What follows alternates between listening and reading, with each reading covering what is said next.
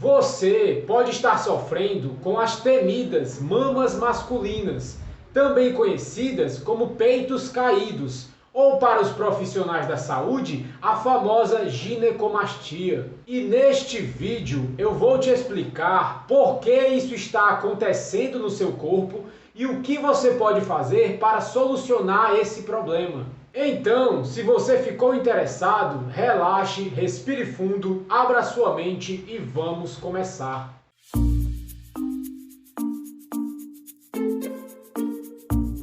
Opa, tudo bem? Caso você não me conheça ainda, eu me chamo Bruno Shoa, eu sou nutricionista e também um estudante de ciência nutricional. Eu leio muitos livros e também muitos artigos científicos para poder te trazer o que há de mais atual no campo da alimentação e nutrição, hoje em dia, para a sua saúde, emagrecimento e estilo de vida.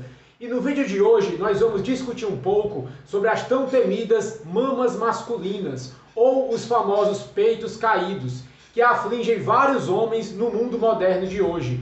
E eu vou te mostrar o que você pode fazer para solucionar esse problema. Mas antes que você esqueça, já vai deixando seu like nesse vídeo, que já me motiva cada vez mais a trazer ainda mais conteúdos para você. E também me ajuda muito a levar essa informação ao máximo de pessoas possíveis. Desde 1960, o número de pessoas com obesidade aumentou rapidamente, chegando praticamente a triplicar nesses 60 anos. Na maioria das populações por todo o mundo, poucas pessoas tinham sobrepeso ou eram obesas antes de 1950. E estudos realizados na década de 1980 mostraram que quando nós substituímos a farinha de trigo branca processada por produtos feitos com farinha de trigo integral, nós conseguimos diminuir drasticamente a incidência de câncer de cólon, doença cardíaca e diabetes. E isso é um fato, uma verdade incontestável. Porém, o que eles pensaram naquele tempo e que vem se repetindo até hoje é que se nós substituirmos algo nocivo da nossa alimentação, que seria a farinha de trigo branca, por algo menos nocivo, que seria a farinha de trigo integral, nós podemos comer esse algo menos nocivo o quanto nós quisermos, que não vai nos fazer nenhum mal, pode até nos fazer bem. E uma analogia que eu posso fazer aqui com esse mesmo raciocínio é pegar um cigarro com uma grande quantidade de nicotina, que vai fazer mais mal à nossa saúde, e comparar com outro cigarro que tem uma quantidade de nicotina mais baixa e vai fazer menos mal à nossa saúde. E falar para você que você pode fumar esse cigarro com menos quantidade de nicotina à vontade, que não vai te causar nenhum mal. Essa analogia não é perfeita, mas consegue ilustrar o pensamento falho para justificar o maior consumo de grãos integrais. O trigo, integral ou não, aciona ciclos de saciedade e fome no nosso organismo, regulado pela insulina, e também ocasiona altos e baixos de euforia e abstinência, além de ter um efeito viciante, e tudo isso junto nos faz acumular cada vez mais gordura. Toda vez que você come trigo, integral ou não, o açúcar no seu sangue, que é a glicose no seu sangue, vai aumentar muito e, consequentemente, também vai aumentar um hormônio chamado insulina. E esses picos de insulina e glicose no seu sangue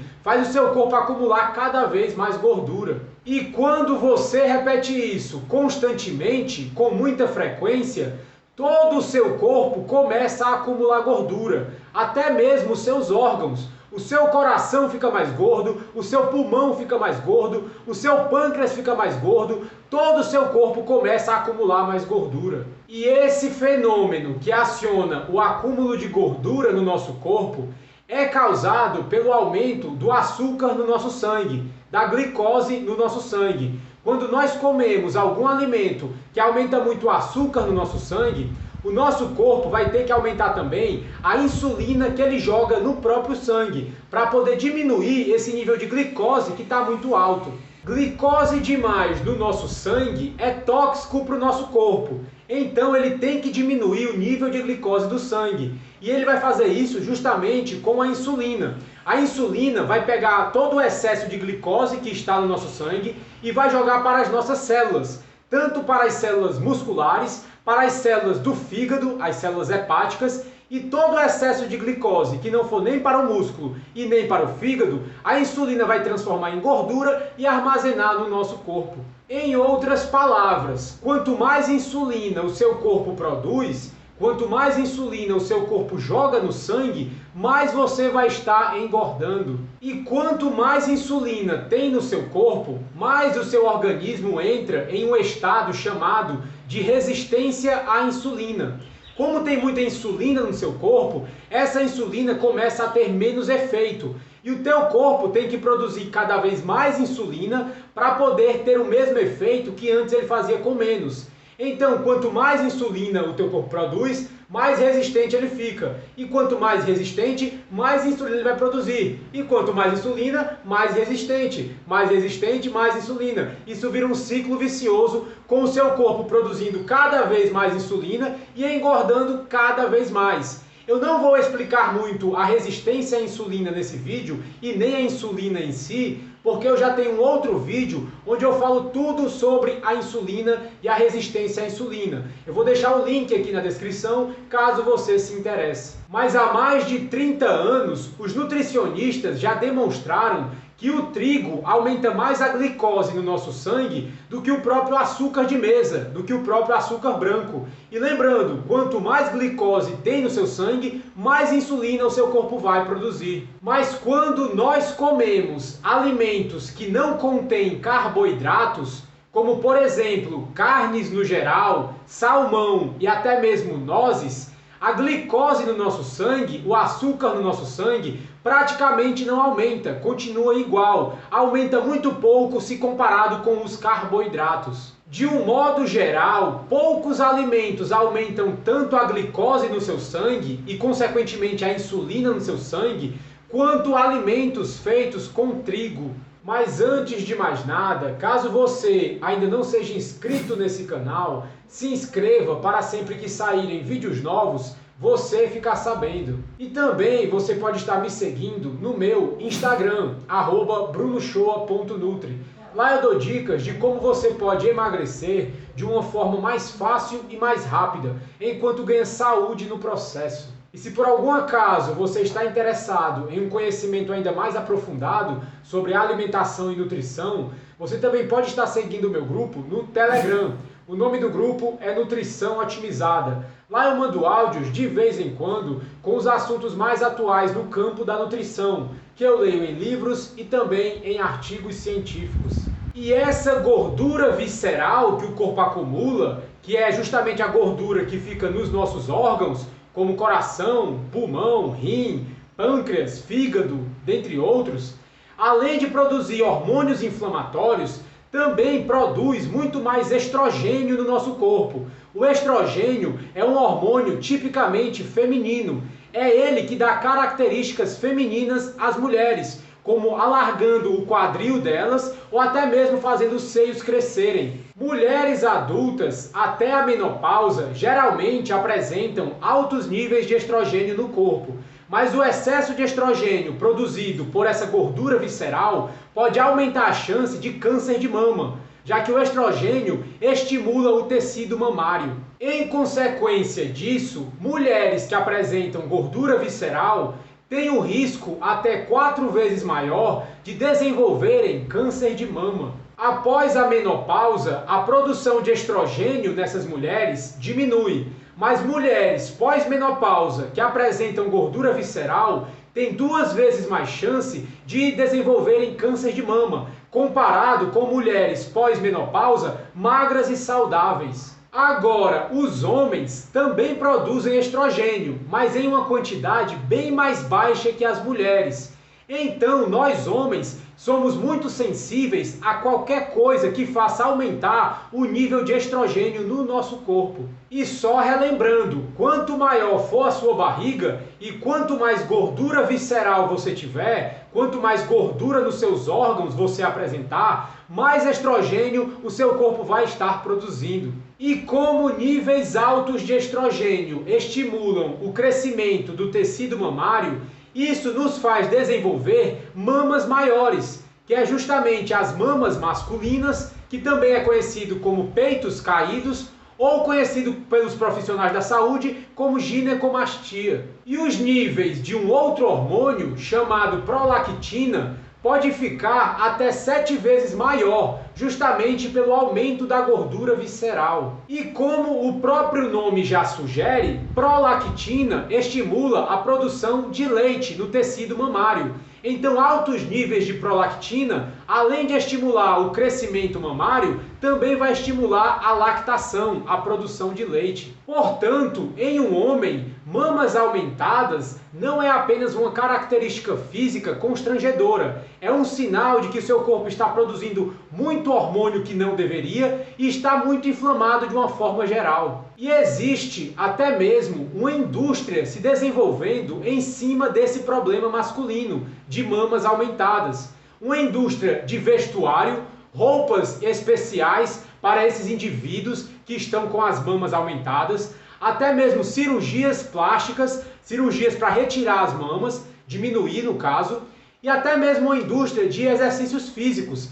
Mas o que vai realmente resolver o seu problema de uma forma mais fácil e mais rápida é uma mudança na sua alimentação, porque foi justamente a tua alimentação errada que ocasionou todo esse problema. E veja que eu não estou falando aqui em diminuir quantidade de comida, e sim melhorar a qualidade da comida que você está comendo. Porque o que causou esse problema não foi você comer demais, foi você comer os alimentos errados, e principalmente feitos de trigo, que aumenta muito a glicose no seu sangue e consequentemente vai aumentar muito a insulina no seu sangue e vai fazer o seu corpo acumular cada vez mais gordura. Que tal você emagrecer 5 quilos em 2 semanas, comendo o quanto você quiser e sem passar fome?